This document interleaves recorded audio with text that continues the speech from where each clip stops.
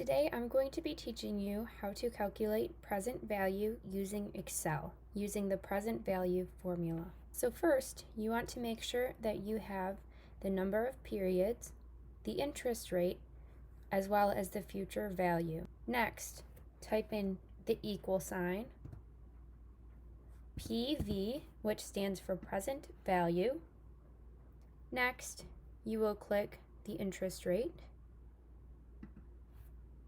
comma, NPER, which sounds confusing, but it stands for number of periods. So that's one way you can remember it, comma. Now in this instance, we do not have a payment, so you can add another comma. And when you type in the future value, you always want to use a negative. Close parentheses, click enter, and there is your present value.